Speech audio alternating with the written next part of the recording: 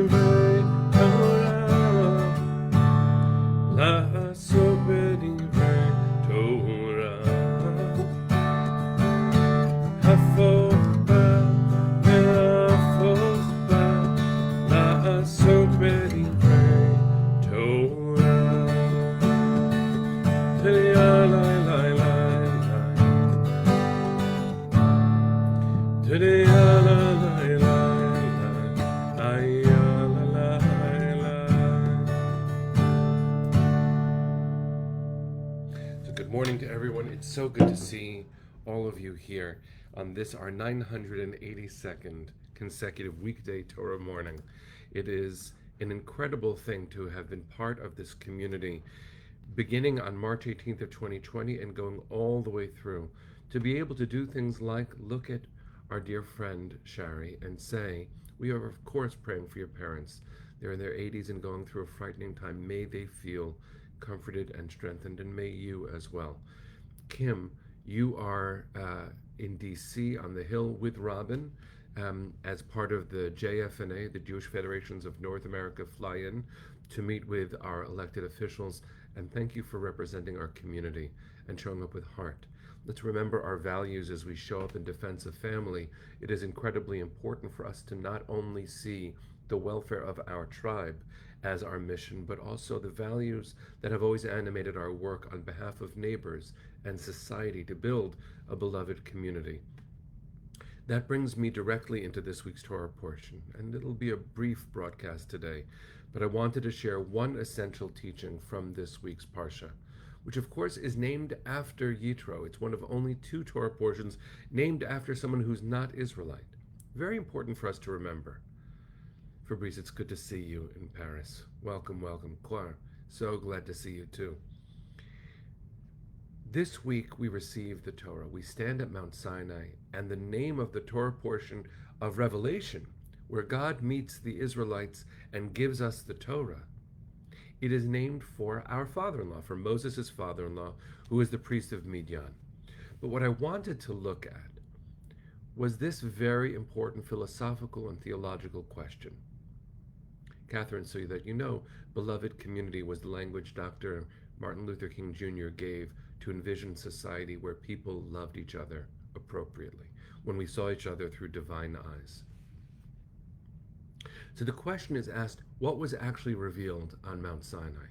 Classical answers include nothing, for those who see the Torah as a book of fiction or fantasy.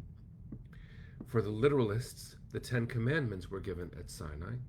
For the, I don't know what to call this, but traditional maximalists, every piece of Torah was given on the mountain, which means not only the Ten Commandments, not only the book of Exodus, but not only 5 books of the Chumash, the Pentateuch, but also the entire Tanakh, the Hebrew Bible, and even for some, every conversation that has taken place in any house of Jewish learning. Joanne, I'll answer that question in a moment. The 3 options I've given so far are nothing was given because nothing happened. Another one is the 10 Commandments were given. That's what Moses carried up and down. You might remember the famous scene from History of the World, Part 1, Mel Brooks's classic, where Moses is depicted as coming down with 3 tablets, 3 heavy stone tablets. It says, I bring you 15, and one falls down. So 15, 10 Commandments. It's a great moment in cinema. And the expansive argument, which is that everything of Jewish meaning was given at Sinai, which on the one hand means there's nothing original that happens in Jewish creative space. On the other hand, it also suggests that everything creative, everything meaningful that we create is connected to Sinai. It's a beautiful idea. It can be used in very different ways, but it's a very beautiful idea. There is another idea that I wanted to suggest. This comes from a Hasidic Rebbe named Menachem Mendel of Rimanov. And he suggests, and it's very, very interesting to think about this. I ask you to leave your literal mind behind and just enter into this idea for a second. That at Mount Sinai, God revealed the first letter of the first word of the first command. I want to say it again because it's meant to just pique your imagination, open up your soul to what it means. The first letter of the first word of the first command. So what's the first command? The first command is, I am the Lord your God. And the Hebrew for I am the Lord your God starts with the word Anochi, I. A very, very intense way of saying I. What's the first letter of the word Anochi? Aleph.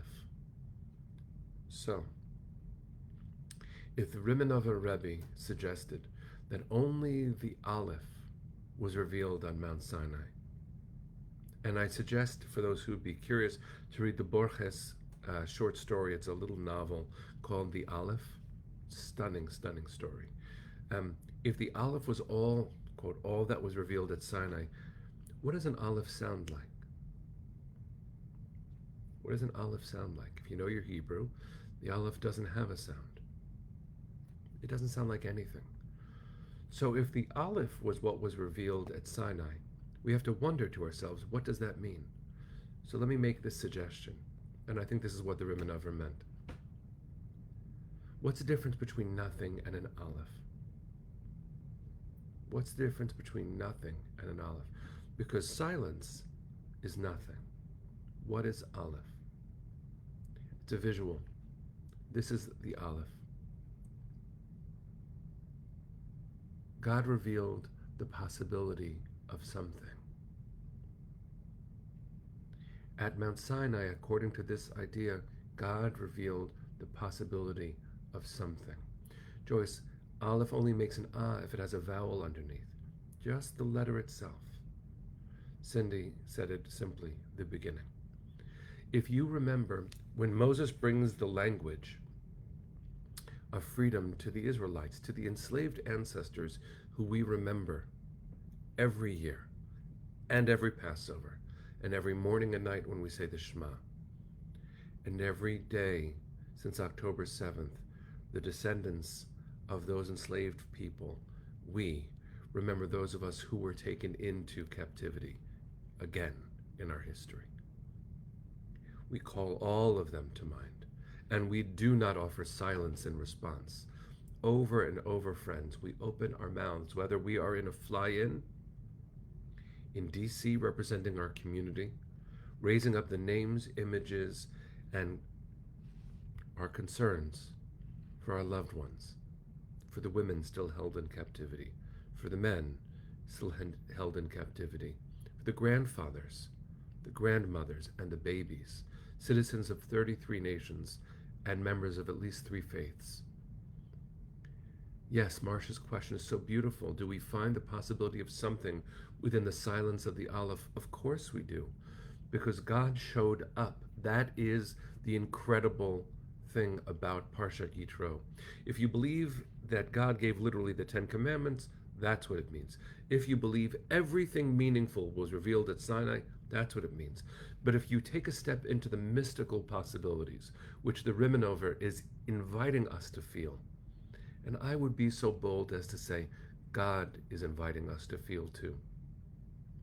What feels sometimes like silence is actually an invitation to begin again. What sometimes feels like silence is an invitation to begin again. Because the one thing, if you read the story, that happened in this week's Parsha is that God showed up. We don't know what that means in our world. And I hold our hearts, our dear hearts, 136 human beings, our family, I hold them, not in silence, but in the prayers for possibility, the prayers for a new beginning. I look at the devastation in Gaza, and I pray for Palestinian civilians the possibility of a new beginning when their leaders are not terrorists who prioritize building tunnels over building schools, who would spend the necessary money on infrastructure for hospitals and roads, and to educate their children to create a sense of self that is not about the displacement of my family too. The recognition that 2 narratives means 2 places for 2 peoples, both of whom deserve dignity. The prayers for possibility. We stand at Sinai again this week. What do we hear? Within that silence, what do we hear? What do we hear? Let's take a moment of quiet, not of silence, and open yourself up in this quiet to your deepest prayers and hopes. Not to the headlines, of course we pay attention to them. Not even to my guidance. Let it go for a minute. Just open up your heart. What is it that you're praying for? Identify it. Open yourself up to the possibility that it could be. Say their names. Say their names.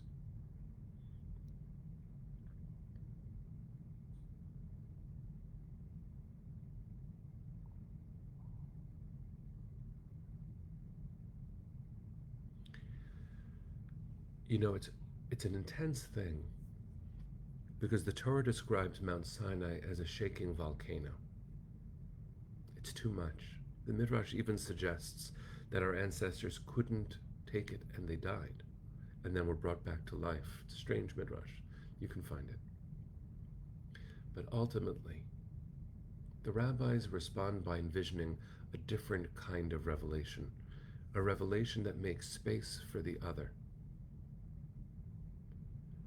So Robin and Kim and our friends who are on Capitol Hill, may you find in the cacophony of Washington, D.C., the possibilities of a new beginning for our people and for all people.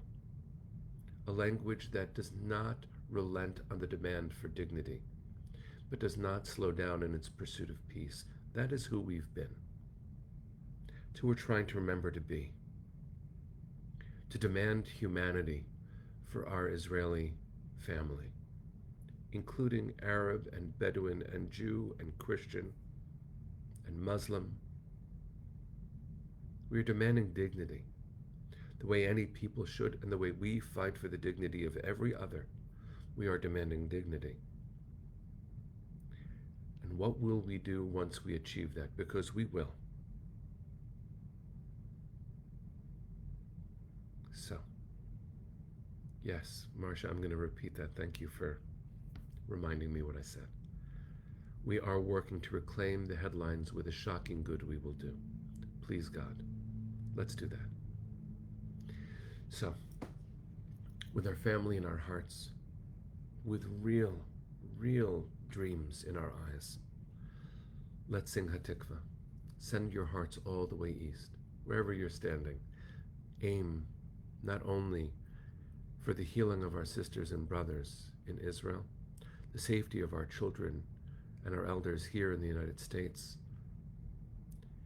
Please pray, act, call your legislators, remind them it's day 117 and we miss our family terribly. Send your heart to them too. And thank you, Kim and Robin, for carrying us with you in your work today. Kol od balevav penima nefesh Yehudi homia ulefatei mizrach kadima ayin letzion Sophia.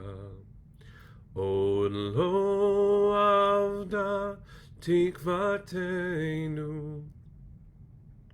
hatikva bat shnot alpayim, liot am chovshi be'arteinu, eretz Zion v'Yerushalayim, liot am chovshi be'arteinu, eretz Zion v'Yerushalayim.